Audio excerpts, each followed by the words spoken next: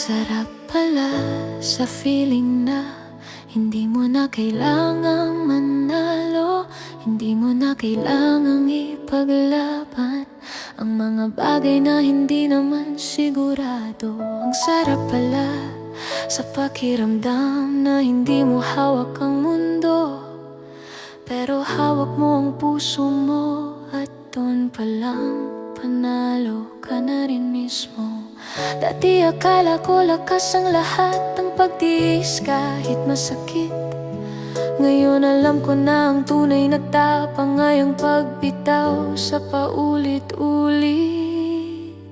Pinipili ko na ang kapayapaan ko kaysa sa gulong walang katapusan. Pinipili ko na ang sarili ko kaysa maubos sa walang kasiguraduhan. Hindi ko man kontrolado ang takbo ng mundo, kontrolado ko kung paano ako tutunon dito. Sa wakas natuto na akong huminga nang hindi mabigat ang bawat segundo. Ang sarap pala sa feeling na hindi mo na kailangang magpaliwanag, hindi mo na kailangang ipilit ang presensya mo sa pusong hindi tiyak. Ang sarap pala sa pakiramdam na tanggap mong may hangganan ng lahat. May mga bagay na hindi mo mababago at hindi mo na kailangang baguhin pa. Hindi lahat ng laban ay para sa'yo, hindi lahat ng tao ay kasama sa pagbangon mo.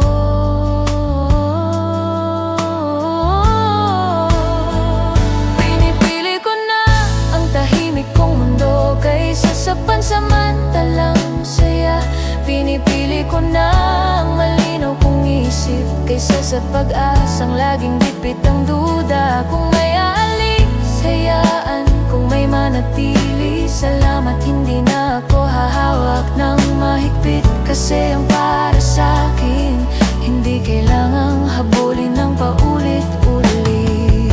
Matagal ko ring inuna ang iba habang unti-unting nauubos ako. Ngayon hindi na galit ang namamayani, kundi pag-ibig para sa sarili.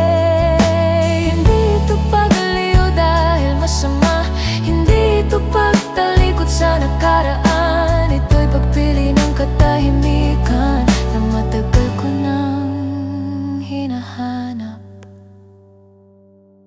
Pinipili ko na ang kapayapaan ko at hindi na ako hihingi ng pahintulot. Pinipili ko na ang landas ko at hahayaan ang iba sa kanilang pag-ikot. Ang sarap